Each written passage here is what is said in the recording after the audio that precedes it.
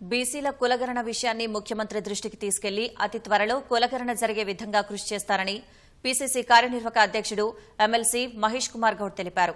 తక్షణమే సమగ్ర కులగణన వెంటనే ప్రారంభించి బీసీ రిజర్వేషన్లను 42% పెంచాలనే అంశంపై అఖిలపక్ష పార్టీలు బీసీ కుల సంఘాల సంయుక్త సమావేశం హైదరాబాద్లో జరిగింది.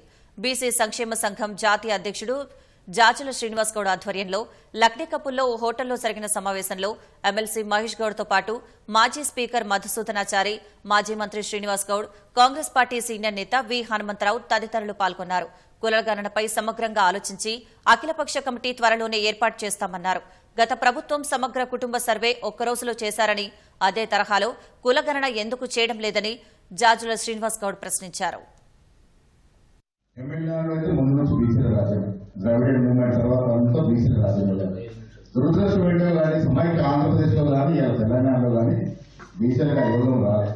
ఒక సందర్భంలో అంజయ్ అని ఆయన బీసీలు ఎక్కడ దొరుకుకోలేదు. సో ఒక్క ఆంధ్రప్రదేశ్లోనే ఇంత జనాభా ఉండి కూడా బీసీలకు అవకాశం రాలేదు. నేను మళ్ళీ చెప్తా, దానికి కారణం కూడా ఐక్యత అవుతుంది. సో మనము రేపటి రోజున సరైన స్థానానికి చేరుకోవాలనుకున్నప్పుడు మనం ఐక్యత చూపాల్సిన అవసరం ఉన్నది. ఫలానా చోట ఫలానా వర్గానికి ఓటు ఇవ్వకుంటే వాళ్ళని ఏకమైనప్పుడు కాబట్టి మన నష్టం జరుగుతున్న భయపడ్డప్పుడే ఎదుటిపాటి వారు భయపడతారు.